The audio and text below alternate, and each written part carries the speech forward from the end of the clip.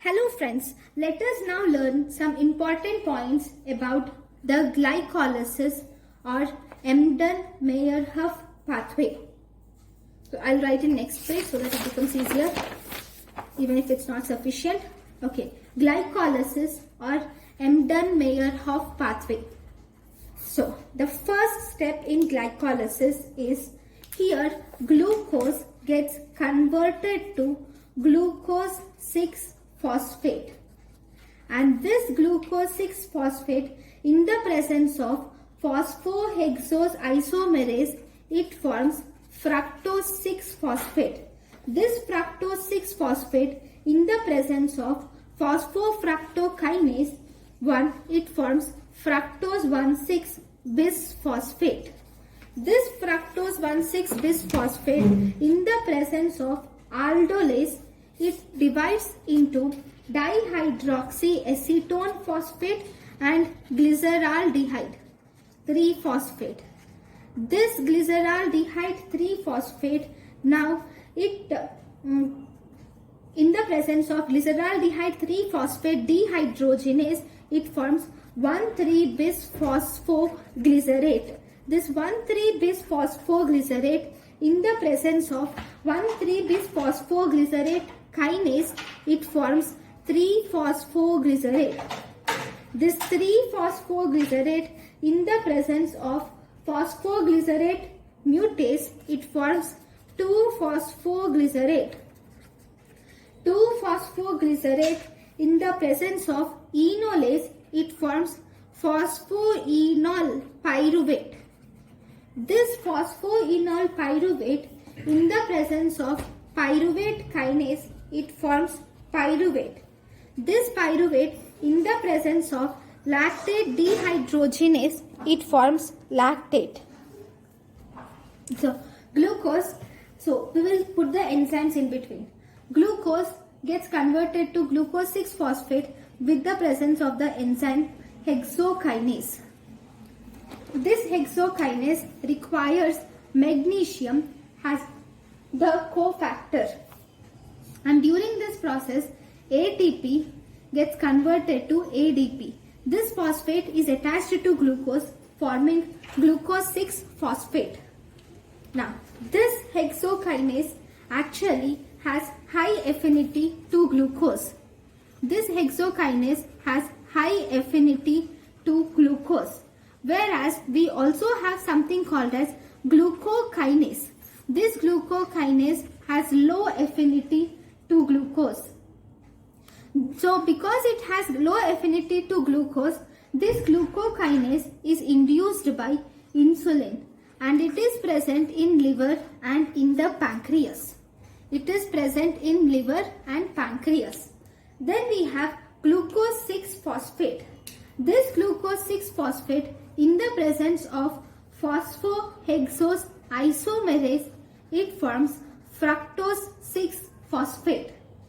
This fructose 6-phosphate, see, this glucose to glucose 6-phosphate is an irreversible step. It is an irreversible step, whereas this glucose to glucose 6-phosphate is an irreversible step, whereas glucose 6-phosphate to fructose 6-phosphate is a reversible step. Fructose 6-phosphate now gets converted to fructose 1,6-bisphosphate by phosphofructokinase 1. Okay, this phosphofructokinase 1 is called as major regulatory step of glycolysis. Okay, it is the major regulatory step of glycolysis. It is committed step of glycolysis. That means if any molecule of glucose crosses this step, definitely glycolysis will occur. Okay, now this is also an irreversible step, and this also requires conversion of ATP to ADP, and this phosphate is added to the fructose 6-phosphate causing fructose 1,6-bisphosphate. Now this fructose 1,6-bisphosphate in the presence of the enzyme aldolase it forms dihydroxyacetone phosphate and glyceraldehyde 3-phosphate. This is also a reversible reaction. Now, this dihydroxyacetone phosphate can be interconverted to glyceraldehyde 3-phosphate in the presence of the enzyme isomerase. Now, this glyceraldehyde 3-phosphate is actually inhibited by an inhibitor called as iodoacetate. Iodoacetate will inhibit this glyceraldehyde 3-phosphate. Now, glyceraldehyde 3-phosphate in the presence of glyceraldehyde 3-phosphate dehydrogenase, it forms 1,3-bisphosphoglycerate, and during this process NAD plus gets converted to NADH. Right? Now, the next 1,3, this is also a reversible step. Okay? The next step is 1,3-bisphosphoglycerate gets converted to 3-phosphoglycerate. The enzyme used here is 1,3-bisphosphoglycerate kinase is used in this process, and during this process ADP gets converted to ATP. That means ATP is formed during this process. So this step is also an irreversible step, and this step is called as first substrate level phosphorylation. This is first substrate level phosphorylation step. Okay. Now, this 1,3-bisphosphoglycerate kinase is inhibited by an inhibitor, that is arsenite. Arsenite will inhibit this 1,3-bisphosphoglycerokinase. Then this 1,3-bisphosphoglycerate kinase is the only kinase that is reversible. Okay, this is the only kinase that is reversible. Then 3-phosphoglycerate now gets converted to 2-phosphoglycerate by the enzyme phosphoglyceromutase. By the enzyme phosphoglyceromutase, 3-phosphoglycerate gets converted to 2-phosphoglycerate. This is also a reversible step. Then now, this 2-phosphoglycerate gets converted to phosphoenol pyruvate with the help of the enzyme enolase. This enolase requires magnesium and manganese. So, this enolase is inhibited by an inhibitor, that is fluoride. Okay. Now, for estimation of blood glucose level, for estimation of blood glucose level, in blood glucose level estimation, we add a reagent, that is sodium fluoride and potassium oxalate mixture is added. Okay, this sodium fluoride will inhibit enolase and thus inhibits glycolysis and thus arrests the glucose metabolism, so that we can measure the blood glucose levels. Okay, next, then this 2-phosphoglycerate to phosphoenol pyruvate in the presence of enolase, this step is also a reversible reaction. Now, this phosphoenol pyruvate gets converted to pyruvate in the presence of the enzyme pyruvate kinase, and during this process ADP gets converted to ATP. This is also an irreversible step. This is an irreversible step.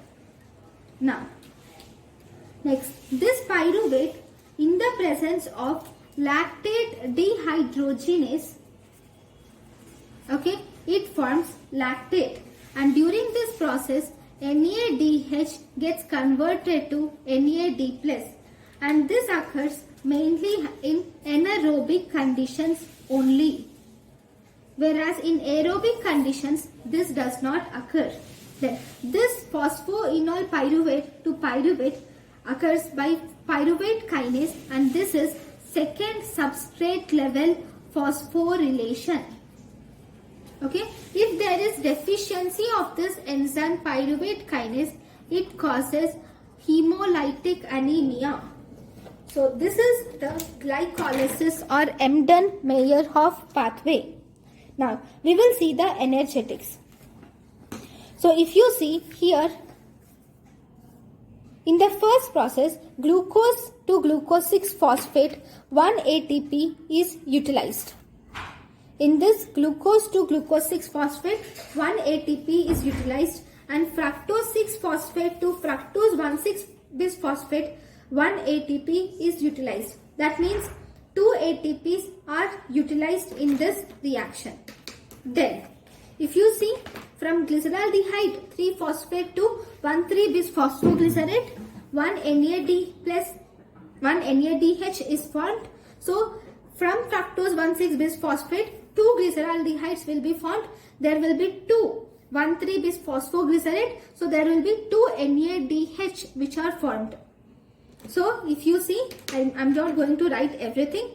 So here through these 2 ATPs are utilized.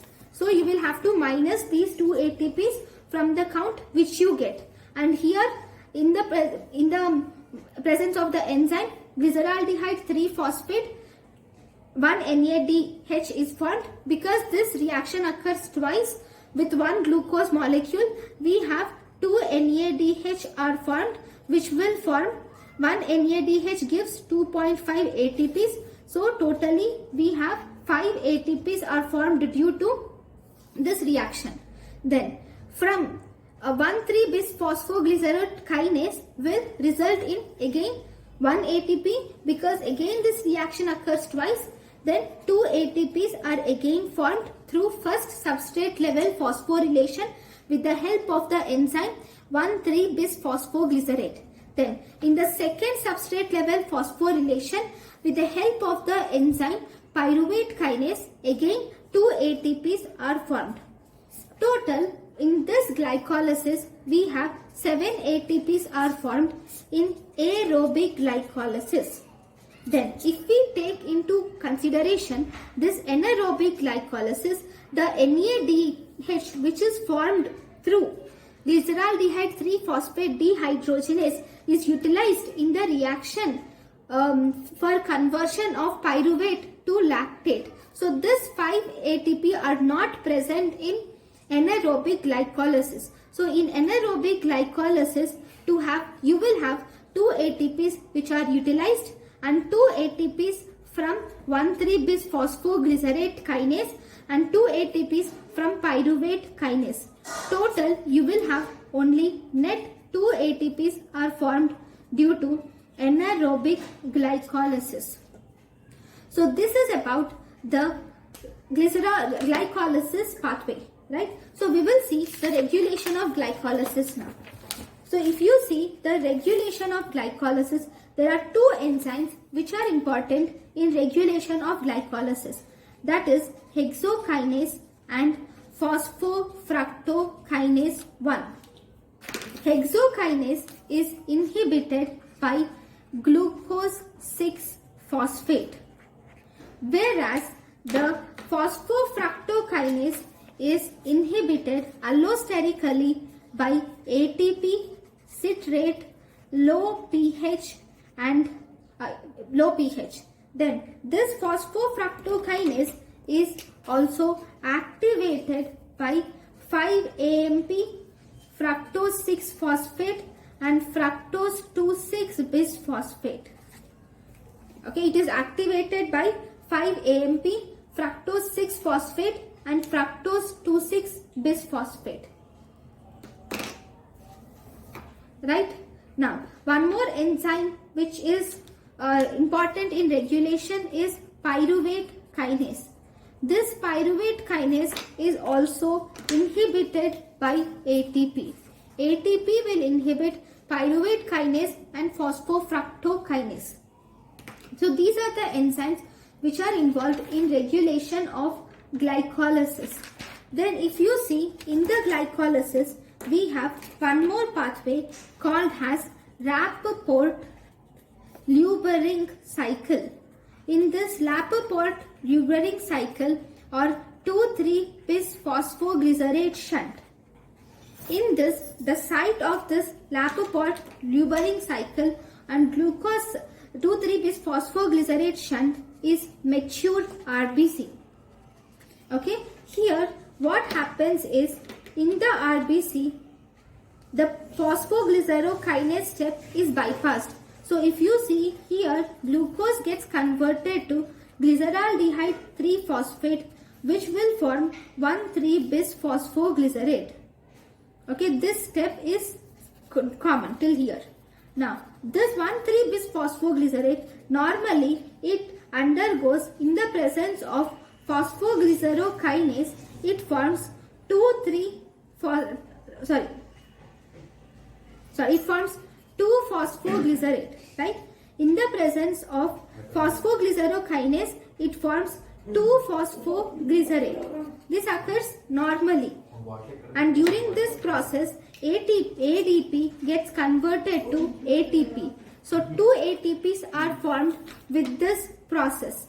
But now, in this Rappaport-Lubering cycle, this 1,3-bis-phosphoglycerate, instead of getting converted to 2-phosphoglycerate, it gets converted to 2,3-bis-phosphoglycerate in the presence of the enzyme phosphoglycerate mutase. In the presence of the enzyme phosphoglycerate mutase, this 1,3-bis-phosphoglycerate will form 2,3-bis-phosphoglycerate. Okay. Now this 2,3-bis-phosphoglycerate will again form 2-phosphoglycerate by removing the inorganic phosphate in the presence of the enzyme 2,3-bis-phosphoglycerate phosphatase. Okay. So if you see, normally these 2 ATPs are formed, but this will bypass the 2 ATPs. So 0 ATPs are formed in this pathway. Normally, if you see, in RBCs, normally 90% of glucose undergoes normal glycolysis, that is anaerobic glycolysis, and forms 2 ATPs, whereas 10% goes through RL shunt and forms no ATPs. But what is the significance? Why is RBC going through this Rappaport-Lubering shunt, though it loses 2 ATPs energy that it normally produces with normal glycolysis? The reason for this is this 2,3-bis-phosphoglycerate, is responsible for release of oxygen. This will help in release of oxygen from hemoglobin. Okay, so this is about the Rappaport-Lubering shunt. So thank you guys for watching my lecture. Thank you.